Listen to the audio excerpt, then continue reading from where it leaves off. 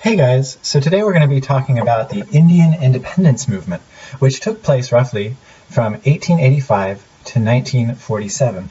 And during this time, what we'll see is that India goes from being a stable and important part of the British Empire to being a free and independent nation. So the key to this movement is the growth over time of Indian nationalism.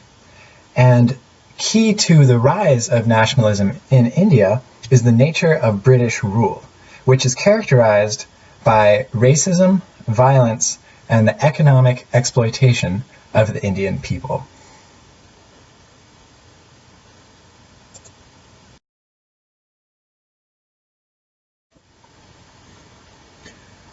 As a predictable result of the unfairness of British rule in India, many Indian men began to take up a position that is now known as Indian nationalism. And what this was is they were thinking of themselves as Indians, as different from the British, and as deserving their own free nation. And so this is interesting because before the 1880s, very few people in India, if any at all, thought of themselves as Indian. Rather, they thought of themselves according to their religious or their regional background. But so these first Indian nationalists were always very few in number, and they came from a very small segment of Indian society that was wealthy and Western educated. In fact, these ideas of nationalism actually came from Western thinkers that they were exposed to through their education. But so anyway, these nationalists get together and they form an important political organization known as the Indian National Congress. And the purpose of this institution was to, one, promote Indian national awareness, and two, to promote unity across religious lines in India. So basically, their goal was to get more and more people in India to start thinking of themselves as Indians and to bridge the divides between religious groups so that you could present a united front of resistance against British oppression. However, the activities of the Congress at first were basically ineffective and they never became very popular. That's because this group, which was mostly doctors and lawyers and other educated Indians, represented only a very small portion of the Indian population, and they acted and talked in ways that poor Indians who farmed and lived in villages didn't really even understand. And so instead of reaching out and making a point to the broader Indian population, the Indian National Congress at first basically did little more than have a couple meetings a year, make some speeches, and write a couple angry letters to the British. Thus, they did not really take any strong steps towards Indian independence for their first 20 or 30 years of existence.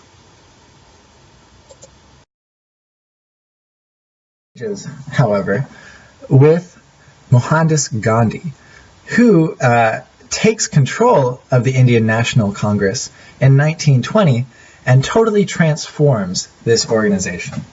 And he does this by taking up a kind of popular political strategy towards raising Indian national consciousness and resisting the British. And first of all, he, even though he is a educated lawyer like most of the other people in the Congress, he doesn't act like one. He takes up an identity that allows other Indians in all the little villages all across India to identify with him. He starts to dress like a poor Indian, wearing basically nothing but a white shawl, and he walks, sometimes barefoot, wherever he has to go. And so this allows poor Indians across the country to identify with him and see him as one of their own.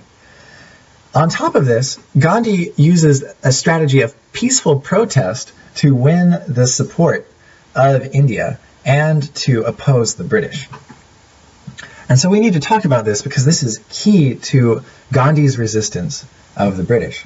And so his idea of peaceful protest actually draws on an ancient Hindu religious idea called ahimsa, which also helped him to become popular with Hindus in India.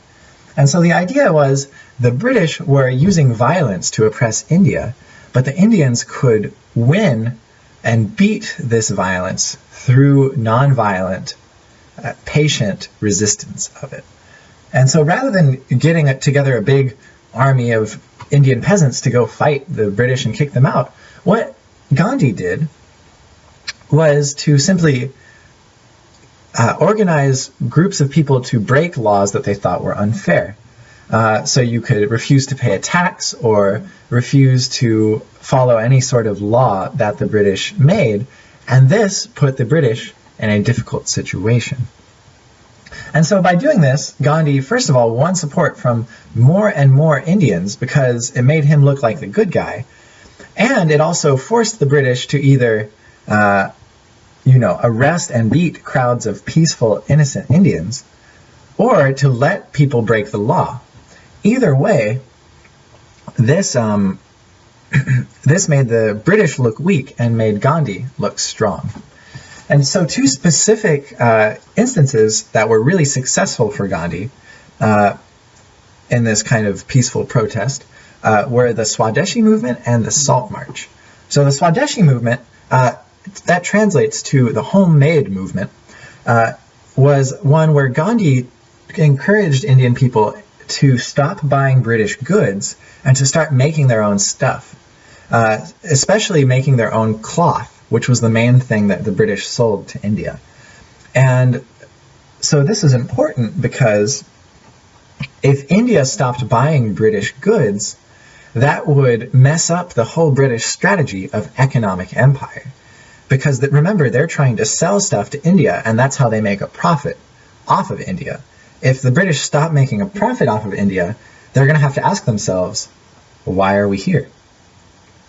But so also, another thing that Gandhi did was the Salt March, which was a kind of a symbolic resistance in which he gathered together a crowd and marched to the sea to make his own salt.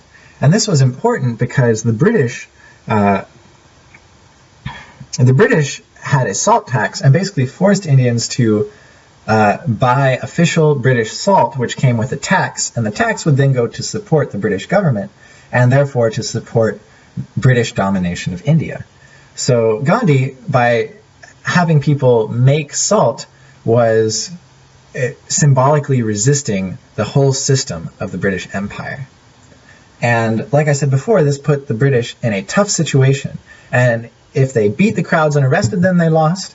Or if they let the people break the law, they lost. And so eventually, no matter what happened, Gandhi was gaining support.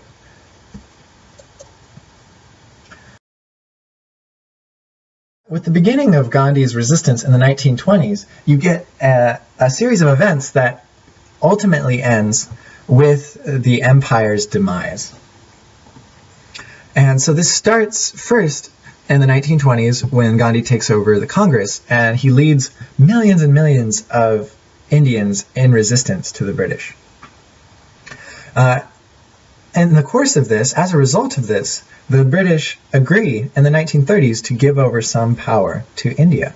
And they give them stuff like elections and more independent control of stuff that's happening in India. And they also promise, eventually, to give India self-rule, which is basically independence. However, something happens that kind of sidetracks the British, and this is the outbreak of World War II. So in 1939, when the British have to fight a war with Germany, they kind of put everything else on hold, including giving India its independence. And they say, just wait till after the war is over, and then you can be independent. Of course, a lot of Indians were not happy about this. Some accepted it, but others, including Gandhi, began to protest against the British Empire again. And Gandhi led an extremely important movement called the Quit India movement, right in the middle of World War II, in which they demanded immediate British withdrawal from India. So this didn't work right away, but as soon as the war ended in 1945, the British began working out a deal with India to give them independence. And so these negotiations are complicated, but basically, by 1947, they reach an agreement and the British leave India. And India begins to rule itself as a free and democratic nation.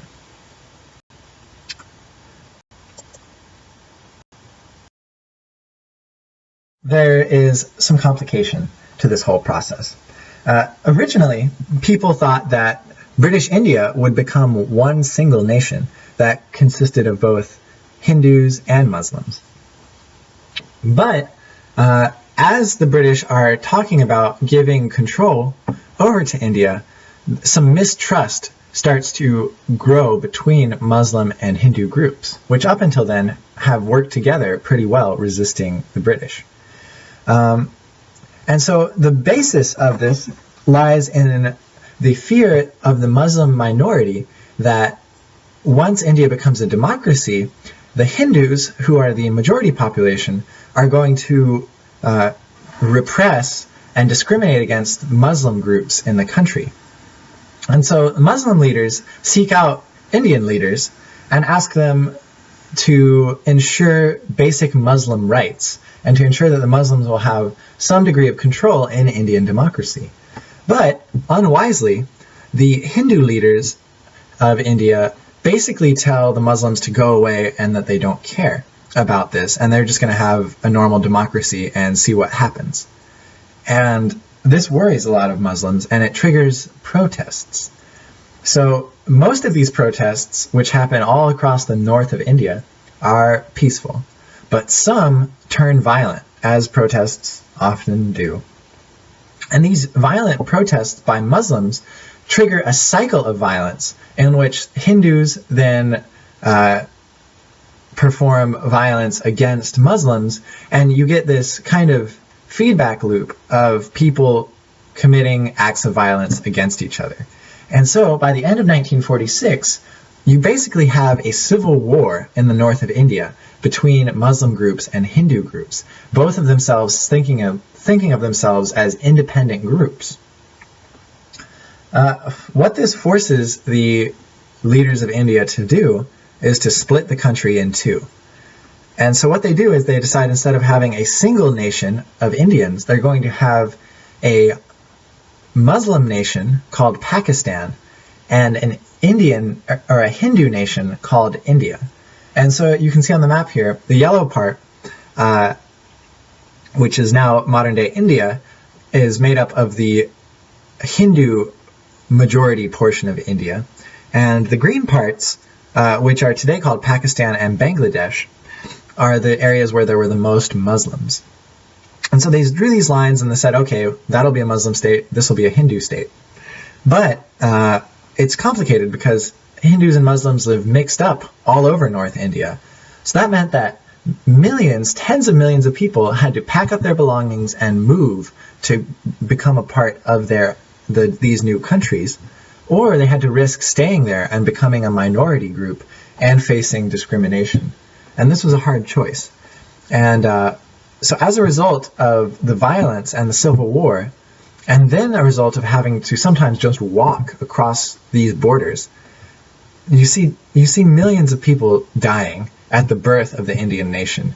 And so it's kind of a uplifting story in the way that Gandhi resisted the British and helped to win Indian independence.